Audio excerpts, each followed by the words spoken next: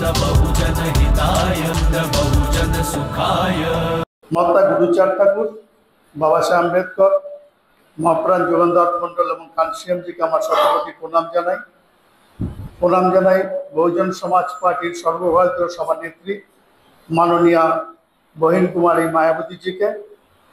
আজকে মাননীয় কাঞ্চীরাম জির 19তম পরিনির্বাণ দিবসে আজকে আমাদের যে সাংগঠনিক জেলা তৈরি হয়েছে এবং জোন বানিয়েছে 3 নম্বর জোনের আজকে নিবারাকপুরে রামকৃষ্ণ পাঠাগারে যে কাঞ্চীরাম জি সম্পর্কে আলোচনা সভা করা হয়েছে এবং সেই আলোচনা সভায় যারা জোন কোঅর্ডিনেটর এবং সাংগঠনিক জেলা সভাপতি, বিভিন্ন বিধানসভার সভাপতি এবং বহুজন সমাজের একনিষ্ঠ কর্মী যারা এখানে উপস্থিত হয়েছেন তাদের সকলকে আমার আন্তরিক শ্রদ্ধা এবং ভালোবাসা জানিয়ে আজকে কাঞ্চীরামজির বিষয়ে কয়েকটি কথা।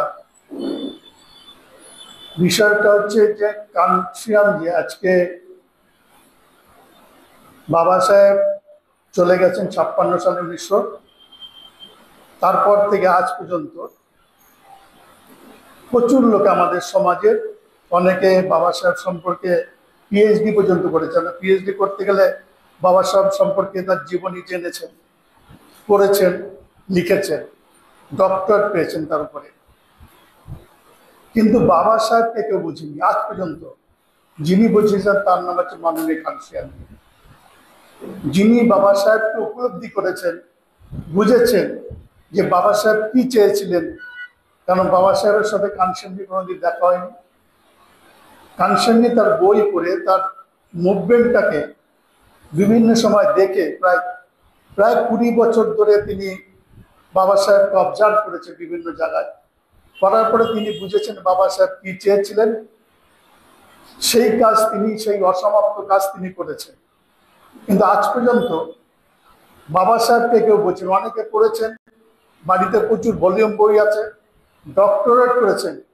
যদি তারা বুঝতো বাবা সাহেবকে তাহলে কাঞ্চীরামজি একজন জন্মাতো না, বাবা সাহেব চলে যাওয়ার পরে প্রচুর কাঞ্চীরামজি জন্মাতেন, কিন্তু তা হয়নি তো। এবং কাঞ্চীরামজি আরপিআই ব্যাপারে বলেছেন, তিনি প্রথমে 65-66 সাল থেকে প্রায় 71 সাল পর্যন্ত তিনি আরপিআইকে ডেভেলপ করার চেষ্টা করেছিলেন। কিন্তু আরপিআই যারা নেতা ছিল, যারা বাবা সাহেবের সঙ্গে চলতেন, তারা এই মুভমেন্টটাকে তাদের জিজ্ঞাসা করেছে যে বাবা সাহেবের মুভমেন্টটা ভালো কি ভালো না। কামলে ছিলেন, গাবাই ছিল, বিভিন্ন মহারাষ্ট্রের লোক ছিল যারা বাবা সাহেব সঙ্গে ছিলেন। তারা বলছেন যে বাবা সাহেবের আন্দোলন, বাবা সাহেবের মুভমেন্ট ভালো, কিন্তু বাবা সাহেবের আন্দোলনের মাধ্যমে বাবা সাহেবকে কথা বলে আমি তো এমএলএ এমপি হতে পারবো না, সুতরাং আমাকে এমএলএ এমপি হতে গেলে গান্ধীর নিচে যেতে হবে। এবং 1971 সালে যে নির্বাচন, 82 সালে যে 71 সালে যে নির্বাচনের সময় লোকসভা, সেই সময় মহারাষ্ট্রে গাবাই বলে একটা ফল আছে। সে গাবাই হলে আম্বেদকরবাদী লোকরা যারা আরপিআই করতেন আর গান্ধীবাদী লোকরা কংগ্রেস পার্টির অ্যালায়েন্স হয়েছিল। কাঞ্চীরামজি বলছেন সেই অ্যালায়েন্সে বাবা সাহেবের সন্তানরা একটা সিট পেয়েছিল, তখন 521টা সিট ছিল, আর 520টা সিট হচ্ছে কংগ্রেসকে দিয়েছিল। সেই দিন থেকে বাবা কাঞ্চীরামজি মহারাষ্ট্র ছেড়ে উত্তরপ্রদেশে দিল্লিতে এসে উত্তরপ্রদেশে চলে এসেছিলেন দিল্লিতে। যে এখানকার লোকরা তারা বলতেন, মহারাষ্ট্রের লোকরা বলতেন ইয়ে হো সকতা নেই হ্যায়, কিন্তু কাঞ্চীরামজি মহারাষ্ট্র ছেড়ে তিনি হো সকতা মানে হচ্ছে এটা করা সম্ভব না, বাংলায় বলছে, ওটা মহারাষ্ট্র ভাষায়। এবং কাঞ্চীরামজি প্রচুর জায়গায় এই কথাটা বলতেন। কাঞ্চীরামজি দিল্লিতে এসে উত্তর যারা বাবা সাহেবের নাম কোনদিন শোনেনি তাদের কাছে বাবা সাহেবের কথা বলেছেন এবং তারা কাঞ্চীরামজির কত কথা মেনেছেন। আপনারা আজকে দেখেছেন লখনৌ লোক, আপনাদের লিঙ্ক আপ পাঠিয়েছি, আপনার টিভিতে দেখেছেন। প্রচুর লোকে বলে বইন মায়াবতীজি বাইরে বেরোয় না। আপনারাও আমাদের পার্টির লোকরা বলে মায়াবতীজি কোথায় যায় না। বাংলায় আসে না, কোনো হতে যায় না। তো বলুন তো, কোন জাদু বলে ট্রেন বন্ধ করে দিয়েছে, বোম ব্লাস্ট করেছে, বাস বন্ধ করেছে, তারপর অত লোক আসে কি করে? বলেন কোন জাদু, কোন আন্দোলনের মাধ্যমে গোবিন্দ কুমারী মায়াবতী যত লোক ওই লখনৌর ওই গ্রাউন্ডে নিয়ে আসছে? কোন আন্দোলনের মাধ্যমে বলেন? আপনারা তো বলেছেন, আমাদের পার্টির লোকও প্রচুর লোক ভিতরে ভিতরে আছে যে মায়াবতীজি বাইরে যায় না, বেরোয় না, কোথাও যাচ্ছে না। বলেন কোন জাদু বলে এসছে, কোন আন্দোলনের মাধ্যমে এসছে? তো কানসানজি এই মুভমেন্টটাকে শুরু করেছে। শুরু করে উনি যে কাজটা করেছেন বিভিন্ন সময়, সেটা পরে আসছি। 65-64 সাল থেকে শুরু করে 2003 সাল পর্যন্ত, সেপ্টেম্বর পর্যন্ত লাস্ট মিটিং তিনি, সম্ভবত তখন অন্ধ্রপ্রদেশ ছিল, এখন ওটা অন্ধ্রপ্রদেশের তেলেঙ্গা বাদ হয়েছে, আর হায়দ্রাবাদটা বাদ হয়েছে মনে হয়। সম্ভবত বিশাখাপত্তনমে মিটিং এর সময় তার ব্রেন স্ট্রোক হয়, ওখানে হসপিটাল থেকে পরে গোয়েঞ্জি ওখান থেকে একদিনের মধ্যে প্রাইভেট জেটে দিল্লিতে এনে বাত্রা হসপিটাল রেখেছিলেন, এবং 3 বছর তিনি বিছনায় পড়েছিলেন, কথা বলতে পারতেন না। কিন্তু 3 বছরে বিছনায় থাকা সত্ত্বেও তার গায়ে, অনেকে আপনারা জানেন যে বিছনায় থাকলে বেড শু হয়, যাদের ব্রেন স্ট্রোক হয় তাদের 6 মাস, 1 বছর কিংবা 6 মাসের মধ্যে তাদের ব্রেন আপনার বেড শু হয়ে যায়, ঘা হয়ে যায় পিঠে, যেখানে থাকে পিঠে। কিন্তু কানসানজির এমন কোনো জায়গা আছে যেখানে একটা মশার কামড় পড়েছে। বইন মায়াবতী তাকে এমনভাবে ট্রিটমেন্টে রেখেছিলেন, পরবর্তী সময় তিনি বাড়ির মধ্যে নিয়ে এসেছিলেন। যখন বাত্রা হসপিটাল থেকে বলছে এটা বাড়িতে বসে, আর হসপিটালে কোনো ট্রিটমেন্ট নাই, সে সময় আমি কানসানজিকে, আমাকে বইনজি আমাকে যেখানে ছিল বাড়িতে সেখানেও দেখিয়েছে। তো এইভাবে তিনি 2006 সালে তিনি মারা যান, 11টার পরে মারা যান।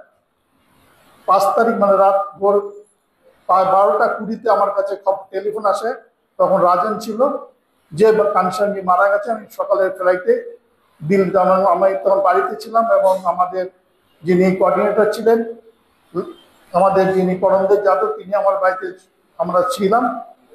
12টা 20-তে আমার কাছে টেলিফোন আসে যে কানসানজি মারা গেছে। আমরা সকালে ফ্লাইটে কানসানজি ওখানে চলে যাই তার ইসে করার জন্য।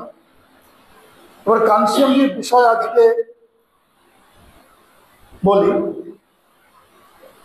যে কানসানজি যে বাবা সাহেবকে এই দেশের দলিত যত নেতা বলেন, যারা পিএইচডি করেছেন, যারা বই করেছেন, এই দেশের জাতিবাদী লোকরা বাবা সাহেবকে প্রথমে সেলুকাস নেতা বানিয়েছিলেন, পরে মাহারদের নেতা বানিয়ে ফেলেছিলেন। কিন্তু আমাদের পিএইচডি করার লোকরা তাকে কিছু বানাতে পারেনি বাবা সাহেবকে।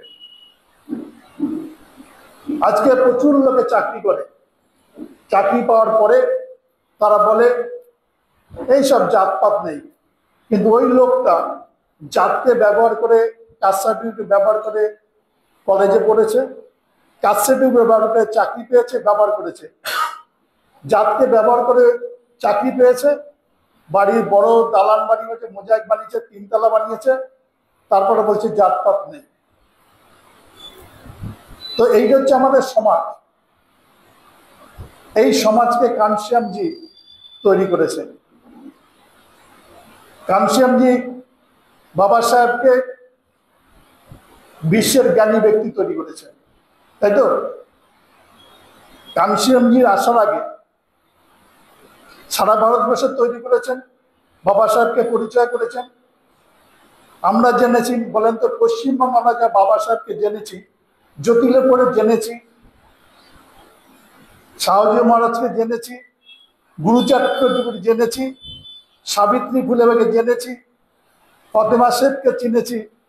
কানসানজি কোন জাদুতে, কোন আন্দোলনের মাধ্যমে আমাদের কাছে কানে পৌঁছেছেন এবং আমাদের বিশ্বাস করিয়েছেন?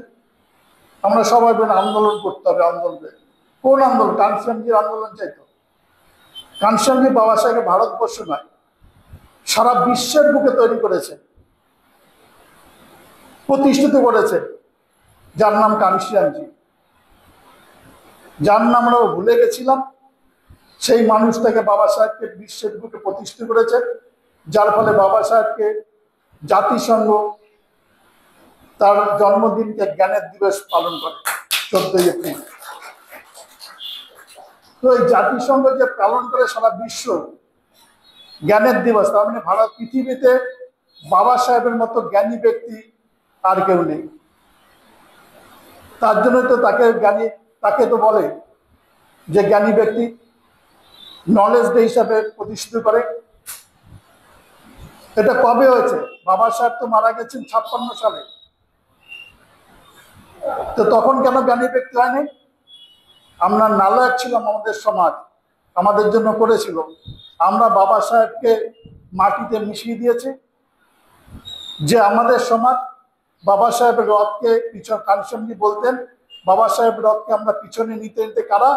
আমাদের সামাজিক সংগঠন এবং এসসি অর্গানাইজেশন যারা, এগুলো কলকাতার বুকে বাংলাদেশে প্রতিবার বলেছে প্রথম দিকে যে ভারতবর্ষে প্রায় 10,000 সামাজিক সংগঠন আছে, তারা বাবা সাহেবের রথকে পিছনে নিতে এক গর্তের মধ্যে তার রথকে চাপা দিয়ে ফেলেছে।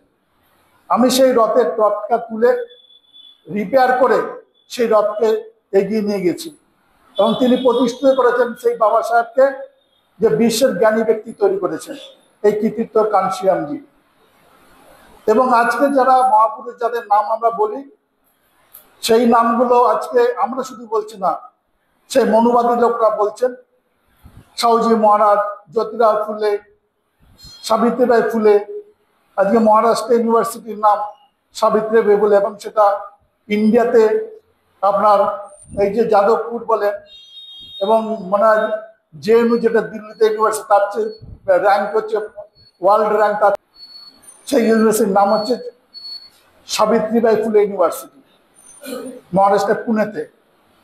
তো এই যে জায়গাটায় আজকে এসছে, এটা কানশিয়ানজির জন্য।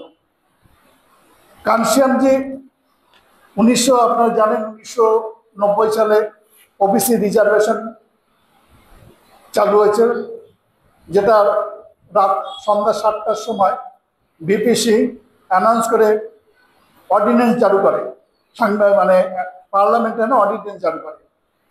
এই অর্ডিন্যান্স রিজার্ভেশন চালু করার পরে সারা ভারতবর্ষের জাতিবাদী লোকরা, আপার কাস্ট লোকরা রিজার্ভেশনের অ্যাগেনস্টে আন্দোলন করে, রিজার্ভেশনের অ্যাগেনস্টে আন্দোলন করে যে রিজার্ভেশন ঠিক না। এবং কেউ রাস্তা দাঁড়িয়ে জুতো পালিশ করা শুনছে আপার কাস্ট লোকরা, এবং একজন তো গায়ে আগুন দিয়ে মারা গেছে যে রিজার্ভেশন দেওয়া যাবে না।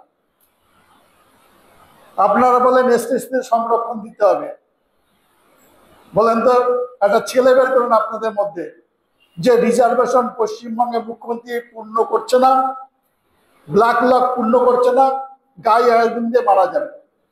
আছে এরকম কোনো ছেলে? আছে আপনাদের মধ্যে? আন্দোলন তো দূরের কথা, ওদের সমাজ আমাদের দেবে না, এর জন্য ওরা রাস্তায় জুতো পালিশ করা শুরু করলো, ওরা গায়ে আগুন দিয়ে মারা শুরু করলো। ওই সময় আমাদের সমাজের লোক তারা বলছেন যে আমাদেরও আন্দোলন করতে হবে, ওরা অ্যান্টি করছে, আমাদের পুরো রিজার্ভেশন করতে হবে। কানশিয়ানজি আমাদের লোকদের বারবার টেলিফোনের মাধ্যমে বলছে। তারপরে তিনি সেপ্টেম্বরের প্রথম দিকে মৌলাঙ্কার হলে এই ব্যাপারে তিনি 1990 সালে মৌলাঙ্কার হয়ে 7ই আগস্ট ডিক্লেয়ার করে ভিপি সিং সংরক্ষণ ওবিসিদের জন্য 27%। তো এই ব্যাপারে মৌলাঙ্কার গিয়ে তিনি বলেন যে ওরা বলছে কি মেডিকেলে রিজার্ভেশন দেবে, তারপরে না ওরা বলছে চাকরিতে রিজার্ভেশন দেবে, কিন্তু মেডিকেল ইঞ্জিনিয়ারিং কোনো জায়গায় রিজার্ভেশন দেবে না। তাহলে যে ছেলেটা পড়াশুনো করে উপরে না উঠবে তার রিজার্ভেশন পাবে কোথায়? সেই জন্য বলছিলেন যে একটা ঘোড়ার গাড়ি, ঘোড়াটা যদি পিছনে দিয়ে গাড়িটা সামনে রাখি সেই গাড়িটা চলবে কি? ভিপি সিং এইভাবে সংরক্ষণ করেছিলেন। তো মৌলাঙ্কার হোটেলে বলে বসে কানশিয়ানজি বলছেন যে আমরা কোর্টে কেস লড়েছি সংরক্ষণের পক্ষে, ওবিসি সংরক্ষণের বিভিন্ন সময় তিনি রাস্তা ঢুকে আন্দোলন করেননি, তিনি বিডিও অফিস দখল করেননি, সিএম এর অফিস দখল করেননি। তিনি এই সমাজকে সচেতন করেছে বিভিন্ন জায়গায় ছোট ছোট মিটিং করে। তিনি প্রায় পার্লামেন্টে 85 যাওয়ার সময় তিনি পার্লামেন্টে তখন একটা মিছিল যাওয়া যেত, দিতে হবে দিতে বলে, সেখানে 1 মাস ধরে তিনি করেছেন। তখন কোনো ওবিসি পায় নাই। হরিয়ানাতে একটা ওবিসি ছেলে এসেছিল, তাকে সামনে রেখে এসসিরা চামারা পিছন পিছন দিতে হবে বলে যেত, পার্লামেন্টের স্ট্রিটে যেত, পার্লামেন্টের কাছাকাছি গেলে অ্যারেস্ট করে থানায় নিয়ে যাওয়া, সন্দেশভাবে ছেড়ে দিতেন। কিন্তু পার্লামেন্ট আটকানোর জন্য আন্দোলন না। এইভাবে বিভিন্ন জায়গায় মিটিং করে, লখনৌতে মিটিং করার পরে এবং যখন জনতা দল সরকার আসে, কানসিয়ামজির চাপে, কানসিয়ামজির কারণে বিপি সিং দিতে বাধ্য হয়, সংরক্ষণ দিতে বাধ্য হয়। 7ই আগস্ট 1990 সালে 7 ডিক্লেয়ার করে। তো যখন আমাদের লোকরা পুরো সংরক্ষণের কথা বলছে, কানসিয়ামজি বারবার ফোনের মাধ্যমে, কারণ তখন আমি দিল্লিতে থাকতাম, তো মৌলানপুরে ওখানে ছিলাম, তো কানসিয়ামজি বলছে, দেখো আমরা অনেক দিন ধরে কোর্টে কেস লড়েছি, এই কেসে আমরা জিতে গেছি। তো যারা জিতে যায় তারা চুপচাপ থাকে, আনন্দ করে, আর যারা হেরে যায় তারা চেঁচামেচি করে। আজকে আমরা স্বাধীনতার পর থেকে বা কানসিয়ামজি আসার পর থেকে আমরা প্রতি নির্বাচনে হেরে যাচ্ছি, আর রাস্তায় এসে চিল্লামিল্লি করছি, জেতার চেষ্টা করছি না। করতে হবে, দিতে হবে, কে দেবে? দেবে তাকে, যে যাকে আমরা সরকার বানিয়েছি। সে তো আমরা দেওয়ার জন্য সরকার বানায়নি, কিন্তু তার কাছে গিয়ে আবেদন করবো যে দিতে হবে, দিতে হবে। এই ব্যাপারে কুয়ালালামপুরে 1998 সালে কুয়ালালামপুরে কাস্টলেস সোসাইটির জন্য একটা অল ইন্ডিয়া মিটিং ডেকেছিল। পৃথিবীর সমস্ত দলিত লোকরা যারা এই ভারতবর্ষ থেকে আমেরিকায়, বিভিন্ন জার্মান, ফ্রান্স, জাপান, বিভিন্ন দেশে গিয়েছে, তারা ছুটবুট করে কুয়ালালামপুরে মিটিং করছে কাস্টলেস সোসাইটি বানাতে। কোথায়? ইন্ডিয়াতে না, ওইখানে বসে কুয়ালালামপুরে সম্মেলন হচ্ছে, দলিত সম্মেলন। সেখানে তার এজেন্ট আছে কাস্টলেস সোসাইটি। তো সেই কাস্টলেস সোসাইটিতে মিটিংয়ে কানসিয়ামজি বলেছেন যে দেখো, বাবা সাহেব কাস্টকে ব্যবহার করেছে, এই দেশের মনোবাদীরা কাস্টকে তৈরি করে তারা উপরে উঠেছে, আমরা নিচে। কাস্টের মাধ্যমে তো আমরা নিচে গেছি, জাতের মাধ্যমে তো নিচে গেছি আমরা। জাত যদি না থাকতো তাহলে মাননীয় মুখ্যমন্ত্রী মমতা ব্যানার্জি আমার সঙ্গে কোনো সামাজিক কোনো ডিফারেন্স থাকতো না। হ্যাঁ, শিক্ষাগত থাকতে পারতো, পাওয়ারে থাকতে পারতো, অর্থের ডিফারেন্স থাকতে পারতো, কিন্তু জাতের কোনো ডিফারেন্স থাকতে পারতো না। তো জাতের ডিফারেন্স তৈরি করে আমাকে সামাজিকভাবে নিচু বানিয়েছে। সেই জাতকে ব্যবহার করে বাবা সাহেব আম্বেদকর রিজার্ভেশন দিয়েছে ব্রিটিশ সরকারের কাছ থেকে। ওর আন্দোলন করে না, ব্রিটিশ সরকারের কাছে যুক্তি রেখে বাবা সাহেব সংরক্ষণ জাতকে ব্যবহার করে। কানসিয়ামজি বলছেন যে আমি এই জাতকে ব্যবহার করে উত্তরপ্রদেশে আমি 4বার ক্ষমতায় গেছি, আমরা ক্ষমতায় গেছি, তখন 2বার হয়ে গেছে, তখন 97 সালে এবং 95 ক্ষমতায় গেছি। কাকে? জাতকে ব্যবহার করে। যদি কাস্টলেস সোসাইটি বানাতে হয় তাহলে সেটা আন্দোলন করে বানাতে হবে না, বলা যাবে না যে জাতি তোরা এটা করে যাবে না। কি করতে হবে? এই জাতকে ব্যবহার করে এই দেশে শাসক হতে হবে।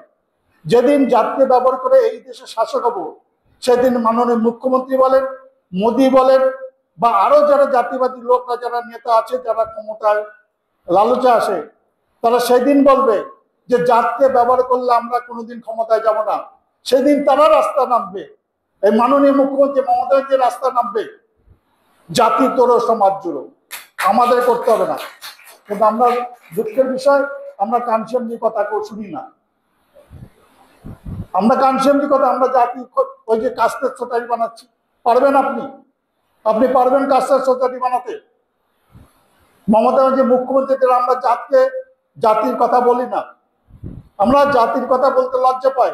মমতা ব্যানার্জি মুখ্যমন্ত্রী সমস্ত মিডিয়ার সামনে, প্রেসের সামনে গর্বের সঙ্গে বলছে, সে বলছেন আমি হিন্দু, সে বলছে আমি ব্রাহ্মণের মেয়ে। সে গর্বের সঙ্গে বলছে ব্রাহ্মণ। কেন? কারণ সে জাতের মাধ্যমে, তার সমাজ জাতের মাধ্যমে তৈরি করে উপরে আছে, আমার জাতের মাধ্যমে নিচে আছি, সেই জন্য আমরা জাতি লুকাতে চাই। তো কানসিয়ামজি হচ্ছে জাতকে ব্যবহার করার ক্ষমতায় যেতে হবে। তো কানসিয়ামজি সফল মানুষ। আজকে গুরু চারটা করে কে প্রতিষ্ঠিত ভারতবর্ষে? মাননীয় কানসিয়ামজি। 1989 সালে 3রা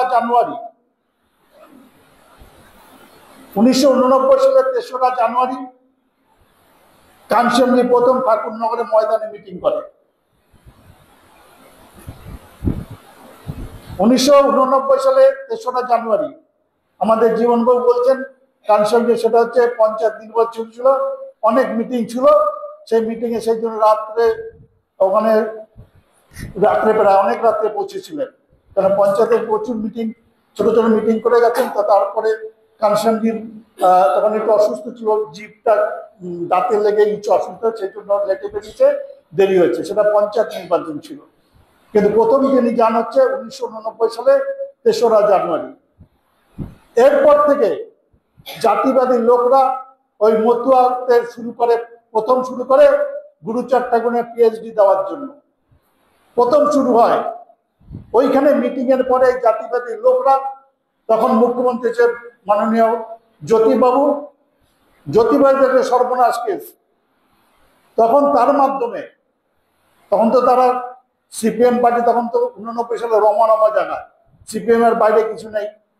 তো তখন তারা প্রথম শুরু করে গুরুচাঁদ ঠাকুর নামে পিএইচডি, এবং বিরাট তুষার চট্টোপাধ্যায়ের মাধ্যমে আমাদের বিরাট বৈঠক পিএইচডি করতে যায়। চর্চা শুরু হয়ে গেল গুরুচাঁদ ঠাকুর নামে। কবে শুরু হলো? কবে? 1989 সালে। বলেন তো, 1989 সালে না 1995 সালের আগে বীণাপাণি দেবীর নাম কারা কারা জানত? 89 সালের আগে থেকে জানতোই না বীণাপাণি। যারা একটু ডাঙ্কা নিয়ে ওখানে যেত তারা ছাড়া কেউ জানতো না। তো কানসিয়ামজি প্রথম যাওয়ার পরে এই দেশে জাতিবাদী লেখা সর্বনাম, এত গুরুচাঁদ ঠাকুরের মুভমেন্টটাকে আগে বেরোচ্ছে। তো এদেরকে আটকানোর জন্য তারা গুরুচাঁদটা পিএইচডি দেওয়া শুরু করলো, ডক্টরেট দেওয়া শুরু করলো। আমাদের সমাজের দালাল লোকরা আসে পিএইচডি চালানো, তাদের পিছনে লালাই হয়ে চলে গেল।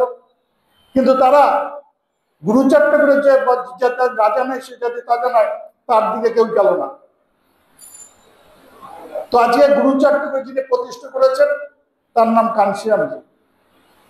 এরপরে কানসিয়ামজির নির্দেশে মনোজালাদের এই প্রতিষ্ঠা, তখন কোঅর্ডিনেটর, স্টেট কোঅর্ডিনেটর, তার নেতৃত্বে 10ই অক্টোবর থেকে 19 অক্টোবর সাইকেলের হরিচাঁদ গুরুচাঁদ প্রচার যাত্রা। এরপর থেকে ঠাকুরনগরে যাওয়া জাতিবাদী লোকদের আনাগোনা শুরু হয়। তখন যখন আমরা গুরুচাঁদটা প্রচার যাত্রা করি, তখন বলা হয় যে গুরুচাঁদটা ধর্ম নিয়ে রাজনীতি করে, ধর্ম নিয়ে রাজনীতি করে। তখন আমাদের বাধা দিত, যারা মতুয়া ঠাকুরনগরে যেত, রাস্তাঘাটে বাধা দিত। কোনো জায়গায় গেলে আমাদের যারা পার্টির লোক ছিল তাদের বলতে, আরে তোরা তো ঠাকুর নিয়ে রাজনীতি করি, ধর্ম নিয়ে রাজনীতি করি। কিন্তু আজকে কেউ বলে না বিজেপির কথা যে তারা ধর্ম নিয়ে রাজনীতি করে। অদ্ভুত ব্যাপার। যে লোকটা কয়েক বছর আগে বহুজন সমাজ পার্টিকে বলতো যে গুরুচাঁদ নিয়ে রাজনীতি করে, সেই লোকটা আজকে জয় শ্রীরাম বলে আজকে সেই মতুয়া লোকটা ধর্ম নিয়ে রাজনীতি করছে। আপনারা তো কেউ বলছেন না যে ধর্ম নিয়ে রাজনীতি করা কেন? তাহলে এই ধর্ম নিয়ে রাজনীতি পথে প্রদর্শন হচ্ছে, গুরুচাঁদ ঠাকুরের নাম নিয়ে রাজনীতি পথে প্রদর্শন হচ্ছে মাননীয় কানসিয়ামজি আর পশ্চিমবঙ্গের বহুজন সমাজ পার্টি তখনকার দিনে স্টেট কোঅর্ডিনেটর মোহাম্মদ জওয়াদের। আজকে সেই মতুয়ারা, আজকে সেই গুরুচাঁদ ঠাকুরকে ভারতবর্ষে প্রতিষ্ঠিত করেছে। আজকে বিভিন্ন কোণে কোণে যেখানে যেন মতুয়ার নাম বলেন সমস্ত লোক জানে। তার পিছনে কারণ হচ্ছে এই দেশের প্রধানমন্ত্রী, এই দেশের স্বরাষ্ট্রমন্ত্রী, এই দেশের বিভিন্ন নেতা নেত্রীরা, বিজেপিরা, তারা প্রত্যেকে বলে রয়েছে মতুয়ারাদের নাগরিকত্ব দেওয়া হবে। তার মানেটা দাঁড়ায় কি? লাফাচ্ছে তারা। আরে তোর তো আগে প্রথম স্টাম্প লাগালো যে তুই বিদেশ থেকে আসছিস, তুই এই দেশের নাগরিক না।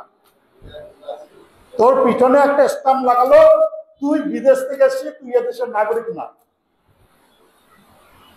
কে করলো?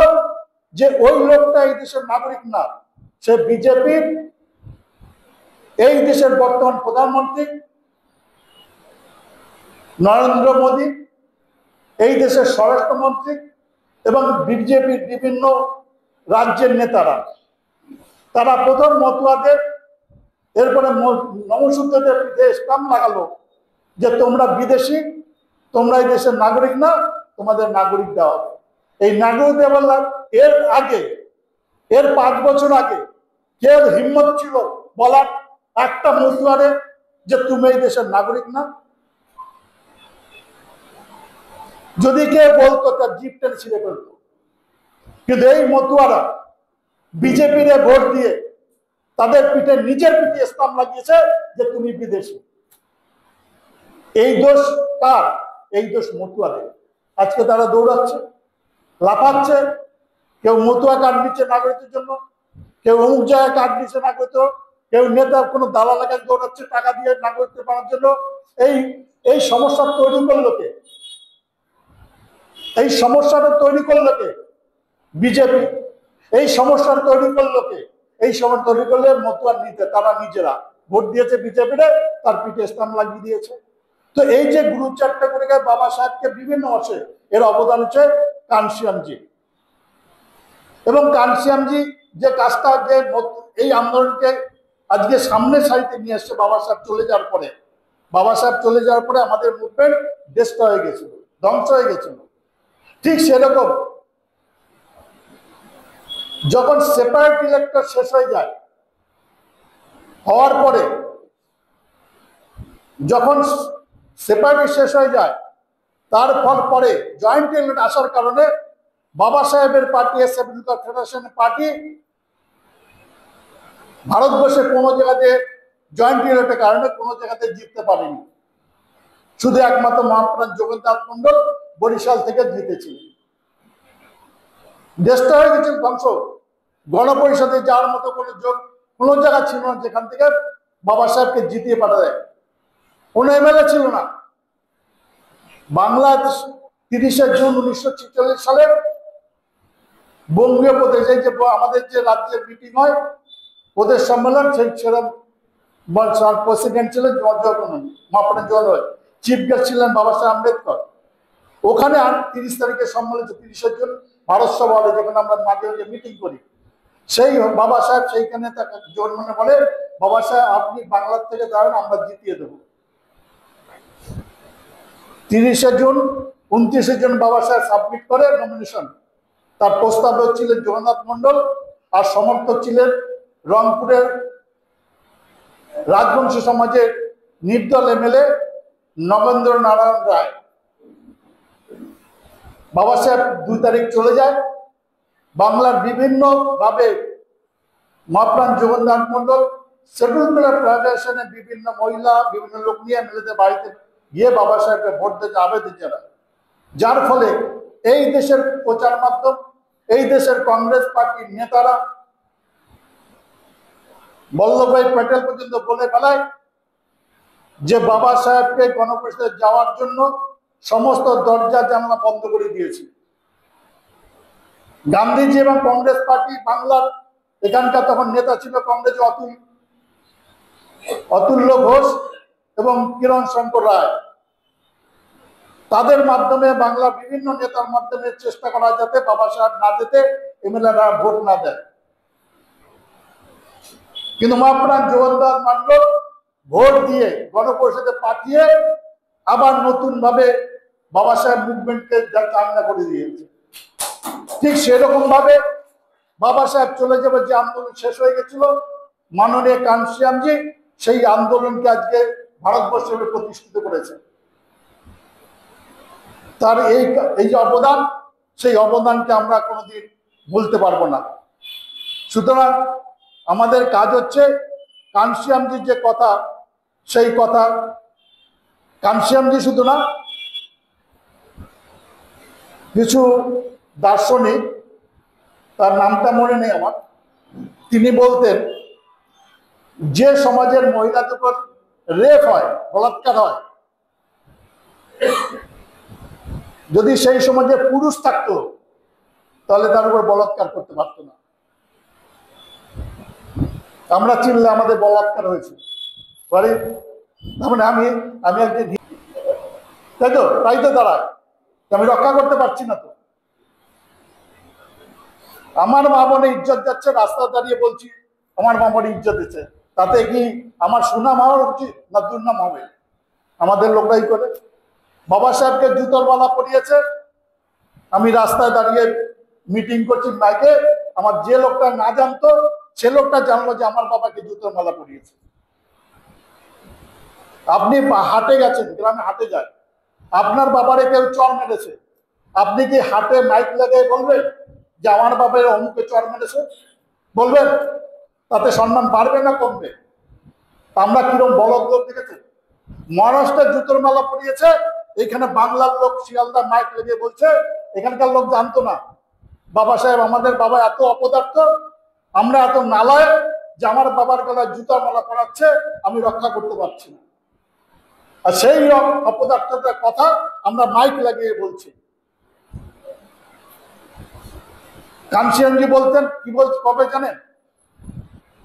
1991 সালে যে বাবা সাহেবকে প্রচার করার জন্য ভারতবর্ষে কন্যাকুমারী থেকে দিল্লি পর্যন্ত বাংলা বাদে বিভিন্ন স্টেট একটা গাড়ি, বাস মানে স্বরাজ মাজদা মিনি বাসের মতো গাড়ি দুটো ছিল, সেই গাড়ির উপরে সিঁড়ি ছিল, উপরে যদি ডালা খুলে দিত তাহলে উঠে দাঁড়ালে একটা স্টেজের মতো হতো, চারিদিকে মাইক লাগানো।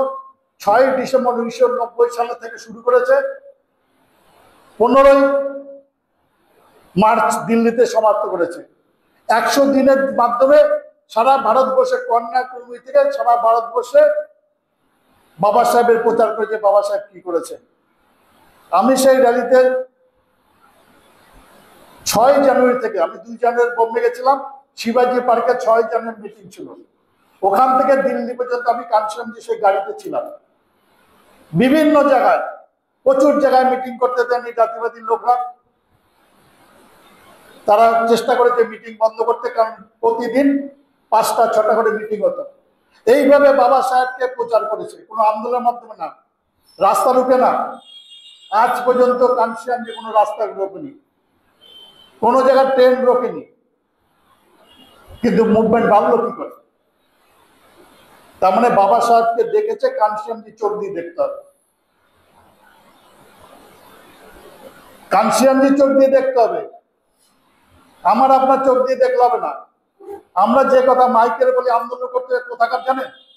ওইটা যে মনুবাদীদের পেপার, মনুবাদীদের সেইটা দেখে আমরা আন্দোলন করতে হবে। ওরা বলে আন্দোলন ছাড়া করতে হবে না। কানসিয়ানজি বাংলা কোন আন্দোলন করেছে বলে? কানসিয়ানজি 2003 সালে লাস্ট এপ্রিল মাসে কল্যাণীতে এসেছিলেন, বাই ইলেকশন ছিল, সেই বাই ইলেকশন পাশে কল্যাণীতে আম্বেদকর ভবন বলে একটা হল আছে, সেখানে মিটিং করেছেন। বলেন বাংলায় কোন আন্দোলন করেছে, কোন জায়গায় রাস্তা রুখেছে, কোন জায়গায় দাঁড়িয়ে ভিডিও ঘোরা করেছে? আমরা এসছি কিভাবে? কানসিয়ানজি যে চোখ, সেটা দেখতে হবে। আমরা কোন কথা বলি, পেপারে যে লেখে, আনন্দবাজার, বর্তমান, বিভিন্ন মিডিয়া, সোশ্যাল মিডিয়া যে লেখে, ওটা কাদের পক্ষে লেখে? ওটা লেখে হচ্ছে জাতিবাদীদের পক্ষে। যেমন আজকে মিটিং হচ্ছে, সোশ্যাল মিডিয়া দেখছি আম্বেদকর হোস্টেল আছে আপনার লগ্নতে, পার্ক হোটেল ওইখানে আছে, সেখানে হোস্টেল আছে, সবচেয়ে টপ জায়গার মধ্যে হোস্টেল চলুক আছে। সেই সামনে একটা মিডিয়া, সোশ্যাল মিডিয়া এসে বলছে যে এইটা হচ্ছে আম্বেদকর হোস্টেল, এখানে দলিত ছাত্ররা থাকে। বলছে দলিত এ ছাত্র না, একটা বস করলো, না হলে 60-এর নিচে হবে না। তাকে জিজ্ঞাসা করছে যে এই যে 9 অক্টোবর মিটিং করছে বইনজি কেন? সে বলছে ওই যে আজাদ বলে আছে না, চন্দ্রশেখর আজাদ, তাকে রোকার জন্য মিটিংটা হচ্ছে। বুঝতে পারছেন? সোশ্যাল মিডিয়া কার জন্য কথা বলছে? মিডিয়া বলছে যে ওদের কথা, আর সেই মিডিয়া পড়ে, সেই মিডিয়া দেখে আমি এখানে এসে ভাষণ দেওয়া শুরু করেছি। কানসিয়ানজি কথা বলছি না। সুতরাং উত্তরপ্রদেশে আপনারা বলবেন যে ক্ষমতায় এসছে, ওখানে 19% 20% কাজ কোন আন্দোলনের মাধ্যমে এসছে, কিভাবে এসছে?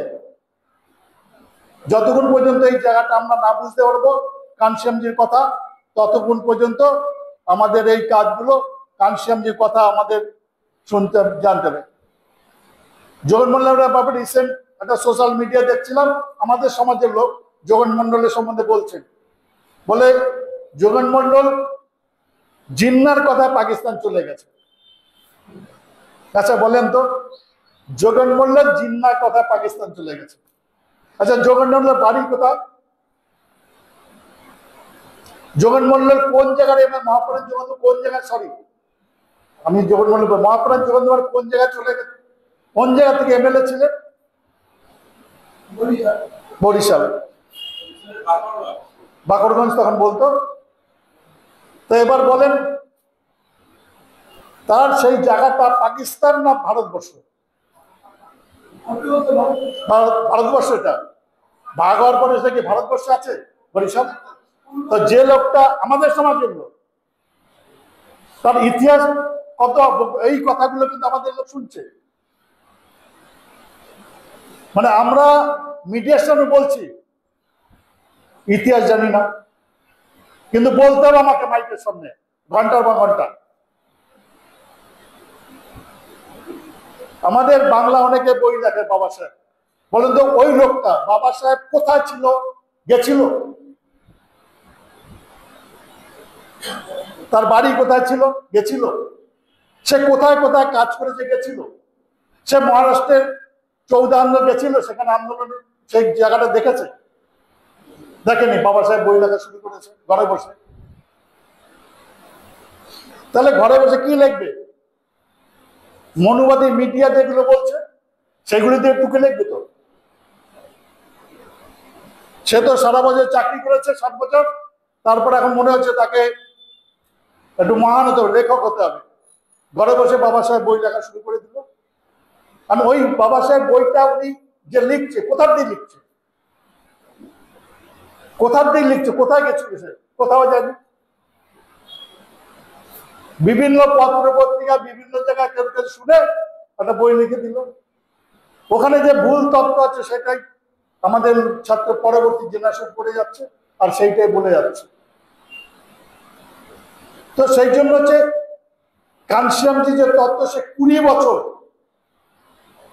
আমাকে, যখন কোচবিহার ছিলাম তখন জিজ্ঞাসা করছে আমাকে, কানসিয়ামের সঙ্গে থাকতাম তো, বাংলাদেশ থাকতাম এবং অন্য জায়গায় থাকতাম, আমাকে হঠাৎ জিজ্ঞাসা করছে যে কোচবিহার থেকে ব্রহ্মপুত্র নদীর ডিস্টেন্স কত? কোচবিহার সীমানা থেকে ব্রহ্মপুত্র নদীর ডিস্টেন্স কত?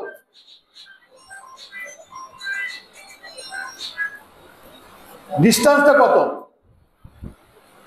জিজ্ঞাসা করছে আমাকে। আমি তো জানি না, আমি তো যাইনি। কানসিয়ামজি হচ্ছে 7 কিলোমিটার। কানসিয়ামজি তখন আমাদের এমপ্লয়ীদের নিয়ে চিন্তা, বামসের রাজবাহাদুর তখন উত্তরপ্রদেশের কনভেনার ছিল, সেও চাকরি করতো বামসের কনভেনার। তো তারে বলছে চলো ভাই আজকে ঘুরতে যাব। তো কানসিয়ামজি যাবে ঘুরতে, উনি সেই ইস্ত্রি প্যান্ট জুতো মোজাইক করে, জুতো পালিশ টালিশ করে কানসিয়াম গেছে। কানসিয়ামজি একটা ছেঁড়া হাল চলে গেছে। আর কানসিয়ামজি যেতে যে কোথায় গেছে, বস্তির নোংরা জায়গায় চলে গেছে, বস্তির মধ্যে চলে গেছে, গিয়ে জল পড়াচ্ছে। হঠাৎ কানসিয়ামজির চপ্পলের যে ফিতা ছিঁড়ে গেছে, কারণ সে কোথার দিয়ে একটা কাজ সার্টিফিকেট নিয়ে নাকি চলে ঘুরেছে, আর উনি তো মোজাইক করে গেছে। তো কানসিয়ামজি কি করেছে, আমাদের সমাজ থাকে কোথায়, তার অর্থনৈতিক পরিস্থিতি কি, বাবা সাহেব কি করতে চেয়েছিলেন, তার জিওগ্রাফিক সমাজ কিভাবে আছে, এইটা 20 বছর ধরে তিনি রিসার্চ করেছে। রিসার্চ করার পর তিনি বই লেখেননি। একটা বই লিখেছেন 82 সালে ধিক্কার দিবসে, 50 বছর হচ্ছে পুনাপ্যাক্টে, তার ধিক্কার দিবসে একটা বই লিখেছে, তার নাম হচ্ছে চামচাই। পরবর্তী সময় একটা বই লিখেছেন, সেটা হচ্ছে 1997 সালে স্বাধীনতার পূর্তি বলে যে গোল্ডেন জুবলি হয়েছিল, সেই সময় আমাদের জিপ র্যালি হয়েছিল। 5 তারিখ কন্যাকুমারী থেকে আমাদের জিপ র্যালি বাংলায় এসেছিল,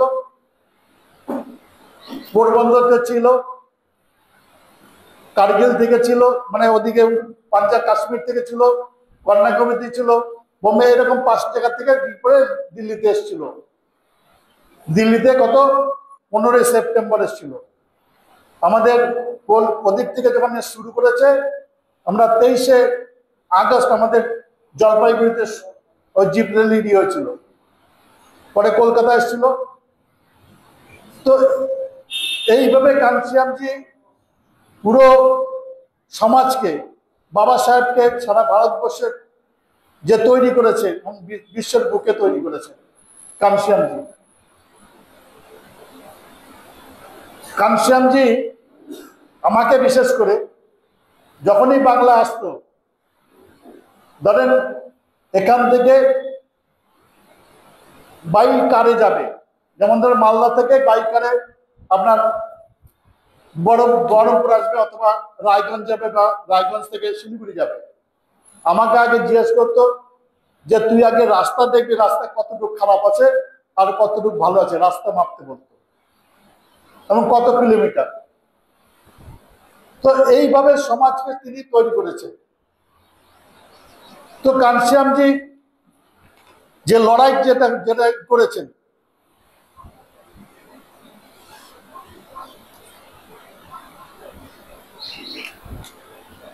তাহলে যে লোকটা জগন্নাথ মন্ডল সম্পর্কে বলেছেন, যিনি আপনার জিন্নার কথা পাকিস্তানে চলে গেছেন, বাবা সাহেব যে 6টা ভোট পেয়েছে, সেই 6টা ভোটের মধ্যে হচ্ছে রংপুরের 2টো ভোট, রংপুর ডিস্ট্রিক্টে তখন কি ছিল, বরিশালের একটা জগন্নাথ মন্ডল, রংপুরে হচ্ছে ক্ষেত্রমোহন সিং, আর হচ্ছে গয়নাথ বিশ্বাস, দাড়িঘাট নগেন্দ্র রায়, বরিশালের জগন্নাথ মন্ডল, ফরিদপুরের দাড়িঘাট পারুরি, যশোরে হচ্ছে গয়নাথ বিশ্বাস, আর খুলনার হচ্ছে মুকুন্দবাড়ি মল্লিক। টাঙ্গাইল যশোরের মধ্যেটা, টাঙ্গাইলে বাড়ি যশোরের মধ্যে তখন ছিল। তো পরে টাঙ্গাইলে যাবে।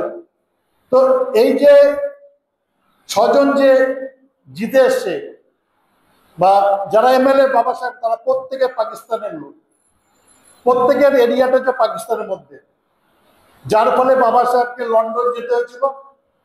লন্ডন গিয়ে বাবা সাহেবকে বলতে হচ্ছিল যে আমি তো বাবা সাহেবকে মহারাষ্ট্র নিব, সে বলছে আমার বাসস্থান তো মহারাষ্ট্র,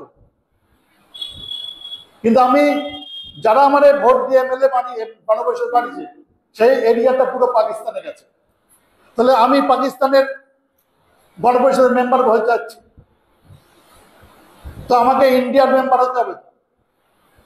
হয় তখন ব্রিটিশ সরকার গান্ধীজিকে বলে যে ওই যে ডিস্ট্রিক্টগুলো রংপুর, বরিশাল, ফরিদপুর, যশোর, খুলনা, এই ডিস্ট্রিক্ট কয়টা তুমি ইন্ডিয়াতে আনো,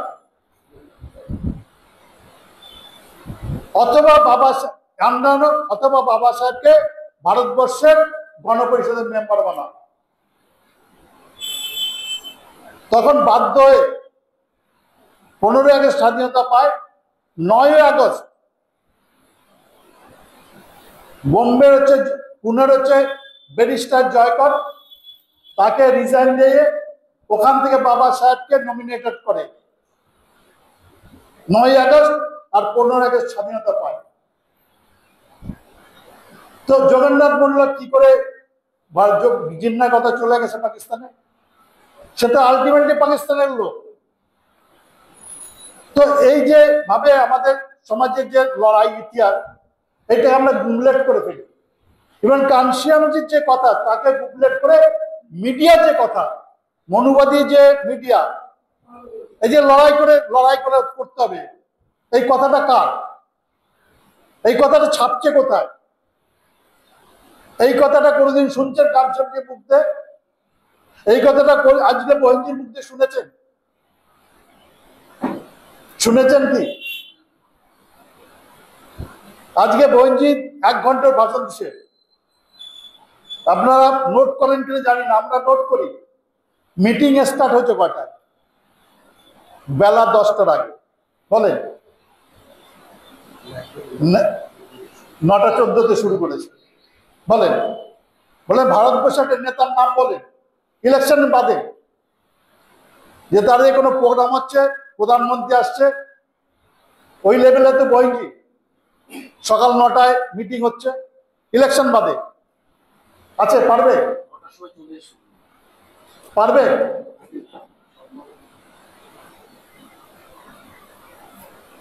লোক কম হয়নি, লোক জায়গা দিতে পারেনি। তো এই যে ব্যাপারটা, মাধ্যম কি? মাধ্যম বইটি নিজে বলে দিয়ে গেছে যে সমাজকে সচেতন করো, তাদের কাছে যাও, তাদের বাড়িতে যাও। আজকে যারা আমি এসছি তারা এই যে লড়াই করার যে এটা কানসিয়ামজি চোখ দিয়ে দেখতে হবে। যেদিন আমরা কানসিয়ামজি চোখ দিয়ে দেখব সেদিনই আমরা এই প্রদেশের রাজা হয়ে যাব। আর এখানে চিন্তার কোনো কারণ নেই। আমরা যে কাজ করছি আজকে, এইটা অনেকে ছেলে চাকরি করে, তারা ভাবে তাদের জন্য না, তার ছেলের জন্য। আমরা কাজ করছি আমাদের নাতির জন্য, যে আগামী দিনে এই ভারতবর্ষে জন্মাবে। আগামী দিনে যে ভারতবর্ষে জন্মাবে বহির্জি তাদের জন্য কাজ করছে, যারা জন্মে আছে, যারা বড় হয়েছে তাদের জন্য না। আমরা ওই প্রজন্মের জন্য কাজ করছি, যাতে ওই প্রজন্ম যখন বড় হবে তখন আমাদের জন্য গালি না দেয়, আমাদের যেন গালি দেয় যে আমাদের জন্য কিছু করেনি আমাদের পূর্বপুরুষরা। এই জন্য বহির্জি যে কাজ করছে আমাদের জন্য না, আমরাও আপনাদের জন্য কাজ করছি না, আপনারাও আপনাদের জন্য কাজ করছেন না।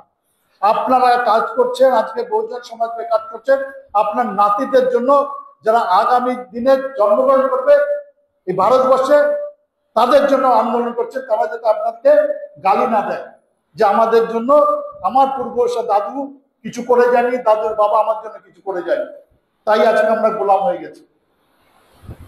আজকে গোলাম কি বলেন তো? বিজেপির এজেন্ডা আছে জায়গায় জায়গায় মন্দির বানাবে, হয়ে গেছে তো।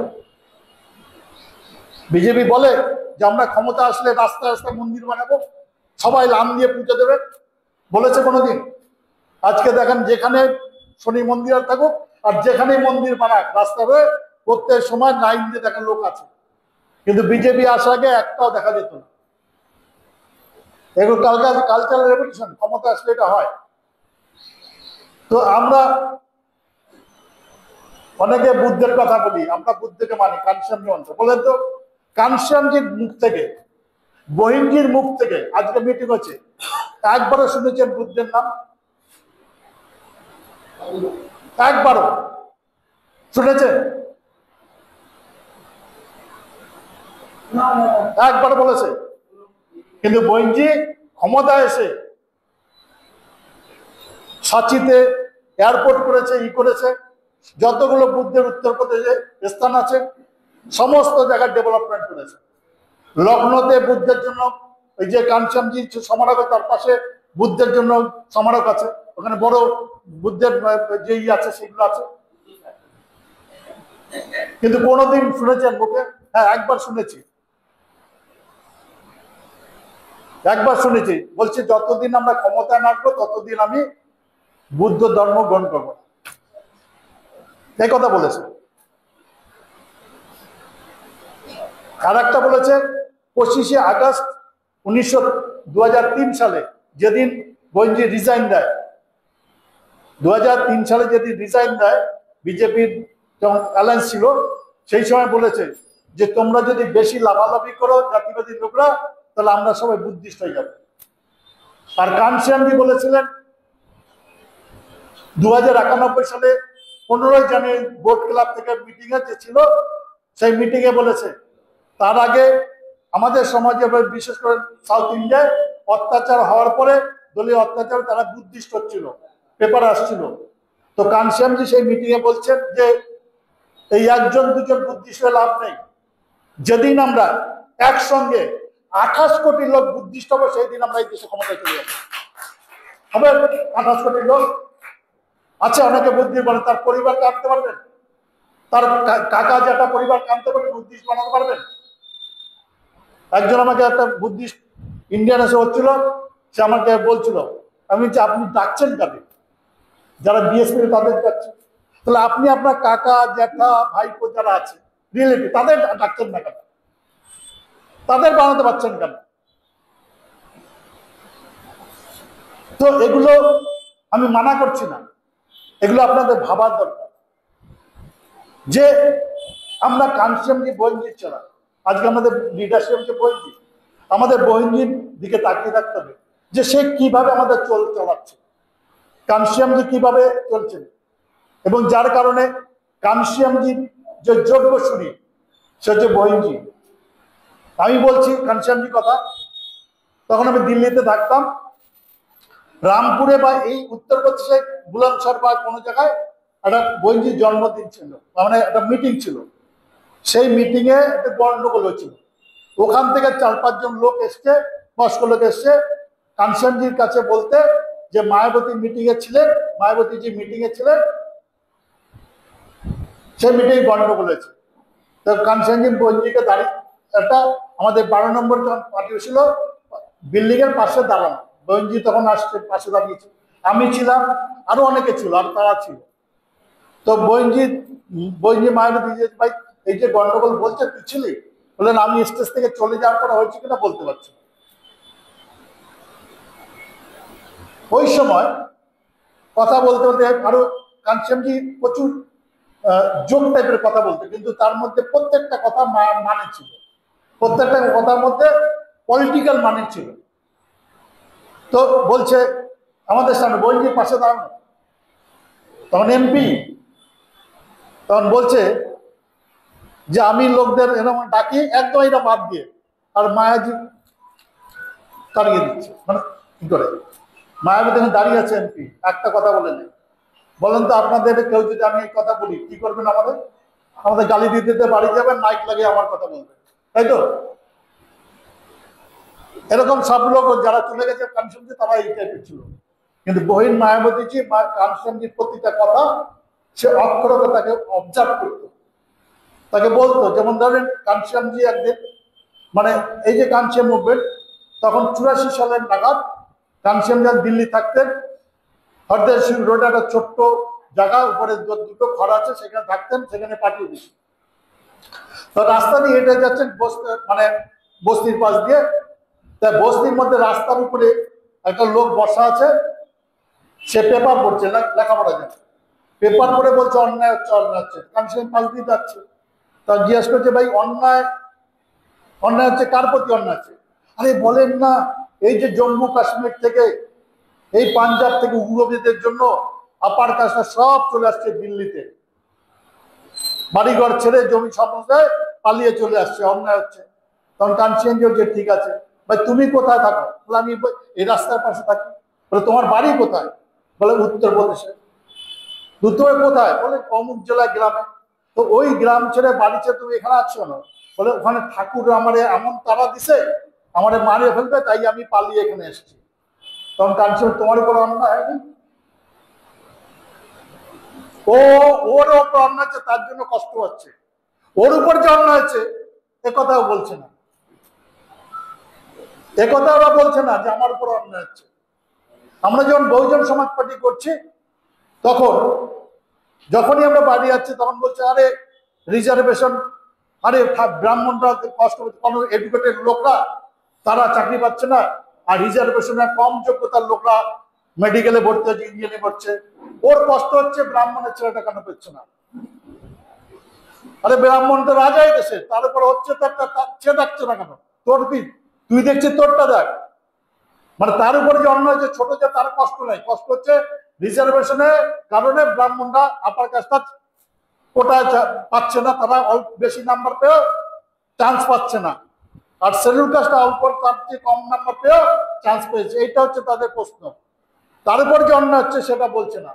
তো সেই জন্য যেগুলো কানসিয়ামজি যে ছোট ছোট কথা, এই কথাগুলো হচ্ছে কানসিয়ামজির ব্যাপারে, এই কথাগুলো হচ্ছে আমাদের জানার দরকার। এবং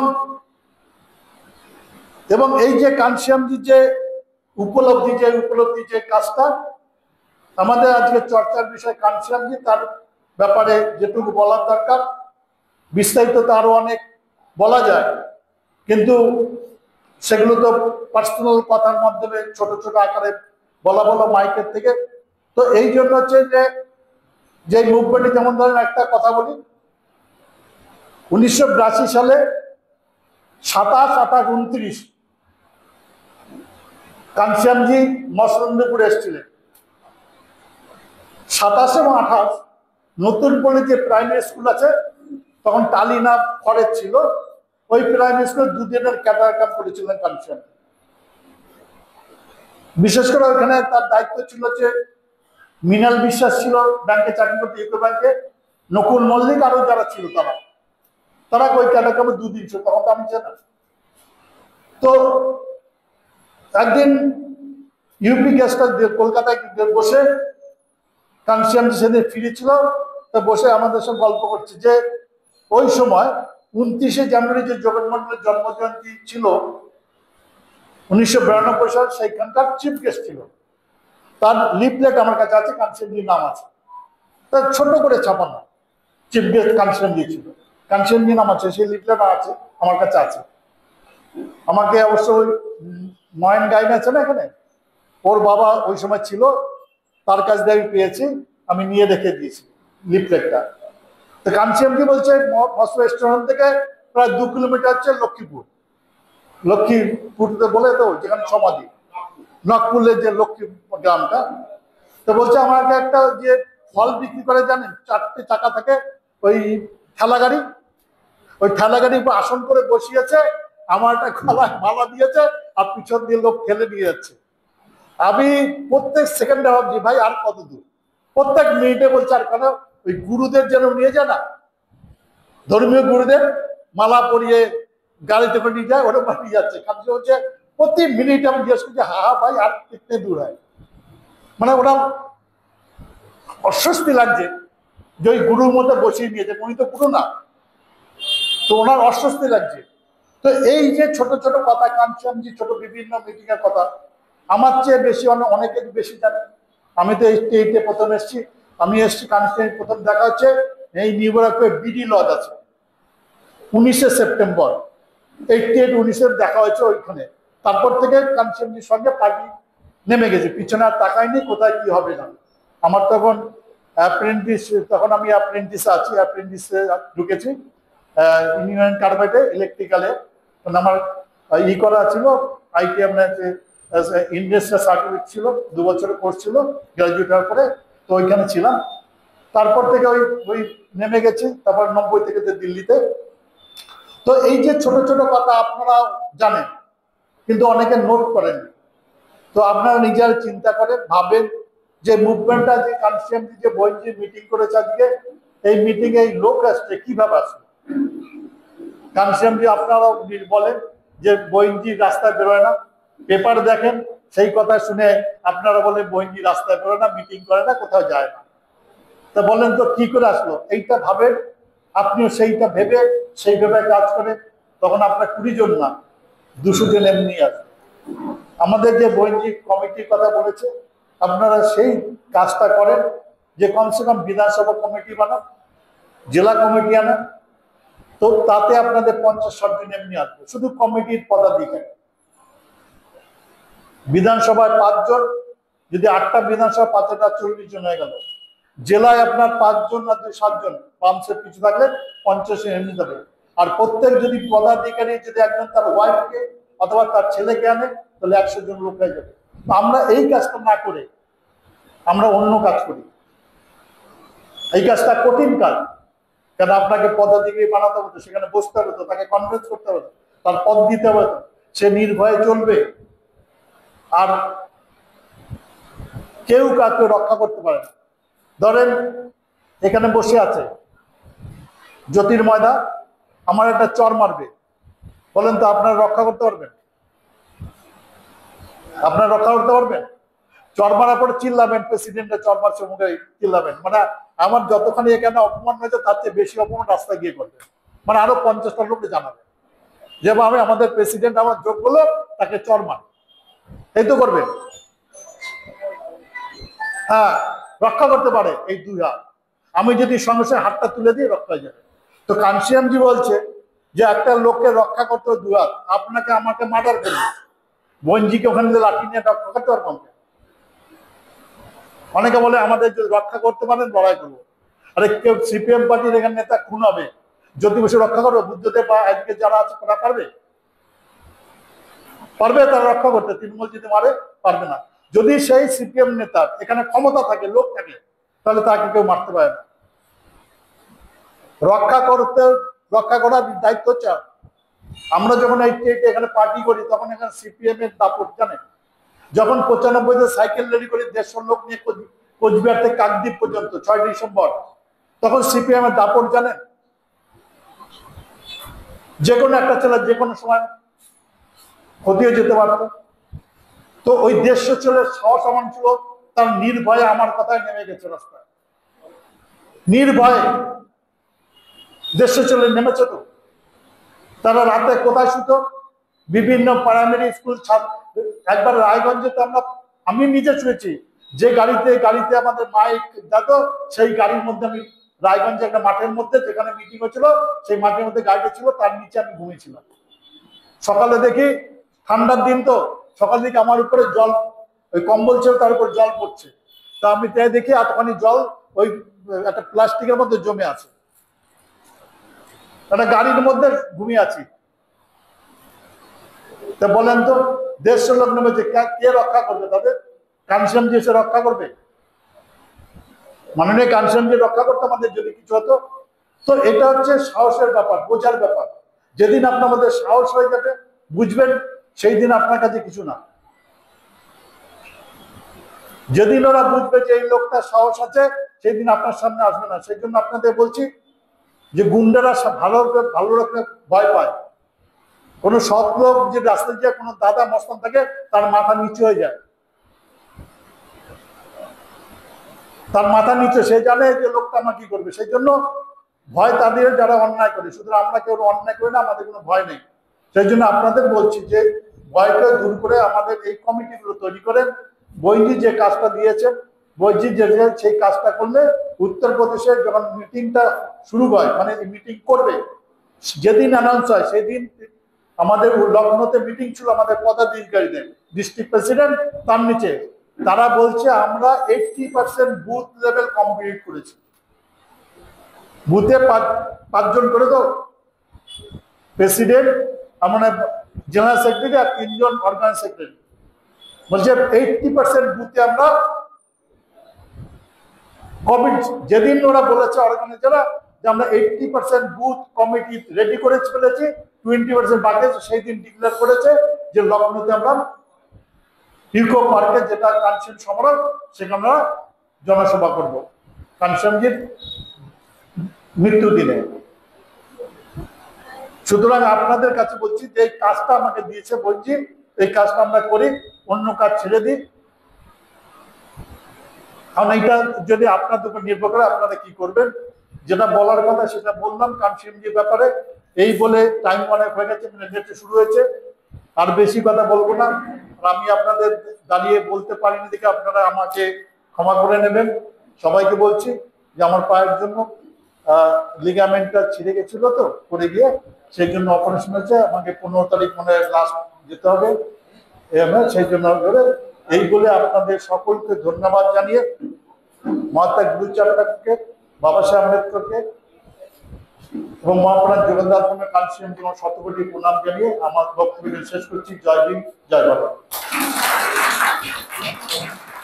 আপনি আপনারা উঠবেন না, 5 ঘন্টা ধরে আপনারা এখানে বসে আছেন, আর 3 মিনিট বসুন। আমি কোনো ভাষণ দিচ্ছি না, দু চারটে এমনি কথা বলছি আজকের উপলক্ষে। আমি বলতে চাইছি আজকে যে এখানে 70-80টা মানুষ এখানে এসেছে, 4 থেকে 5 ঘন্টা তাদের ব্যয় হয়েছে। আমার জন্য কমপক্ষে 30টা মতো ব্যানার তৈরি হয়েছে, যার আনুমানিক খরচ 12 থেকে 14,000 টাকা। এখানকার হল ভাড়া এই আয়োজন নিয়ে আরো অন্তত 8-9 হাজার টাকা, তার মানে প্রায় 25,000 টাকা। আর এই যে সময় মানুষের কিছু কিছু কর্মী 20 ঘন্টা ব্যয় করেছে, ব্যানার করতে যেতে হয়েছে, ব্যানার লাগাতে হয়েছে, ঘুরতে হয়েছে, লোকের কাছে যেতে হয়েছে। কিছু কর্মী এখানে 4 ঘন্টা 5 ঘন্টা ধরে বসে আছে। এই যে সময়টা আমরা ব্যয় করলাম, আর এখানে ব্যয় করা করে আমরা যে অভিজ্ঞতাটা এখান থেকে নিলাম, আমরা কি অভিজ্ঞতা নিলাম এখানে? আপনারা লক্ষ্য করেছেন এখানে যে অ্যাসেম্বলি যেসব প্রেসিডেন্টরা আছে তারা এখানে বক্তব্য করেছে। আমরা তো কখনো বলতে পারিনি, আমাদের অভ্যেস হচ্ছে শোনা, চিরদিন আমাদের উপদেশকে আমরা শুনে এসেছি। এখন আমরা বলার চেষ্টা করছি। এখন বলতে গিয়ে দেখা যায় অনেক সময় অনেক রকম ত্রুটি হয়ে থাকে। আমরা ভালো মতো সেন্টেন্স গঠন করতে পারি না, আমরা ভালো মতো ভাষা প্রয়োগ করতে পারি না। ওদের আপ এন্ড ডাউন করে নাটকের বা গানটার ভূমিকার মতো কোনো ডায়লগ করতে পারি না। আমাদের যেটা ভাবি, যেটা বুঝি, সেটা প্রকাশও করতে পারি না। তার মধ্যে থেকে কিছু মানুষ এটা বক্তব্য রেখেছে, এবং বক্তব্য রাখার পরে আমাদের প্রেসিডেন্ট, আমাদের জোনাল কোঅর্ডিনেটর, আমাদের ডিস্ট্রিক্ট প্রেসিডেন্ট যারা যা বলেছে, আপনারা এখান থেকে বাড়িতে যাবেন, একটু অনুভব করবেন এই যে অর্থ, এই যে সময়, এই যে কথা আমরা যেটা শুনেছি, সেটা আমরা কিভাবে আমাদের জীবনে নিয়ে আসতে পারি এবং সঠিকভাবে আমরা কাজ করতে পারি, তাহলে সফলতাকে আমরা জীবনে পূর্ণ করতে পারি। এই কথাগুলো বলে আমার এই সবার আমি সমগ্র ঘোষণা করলাম। জয় হিন্দ।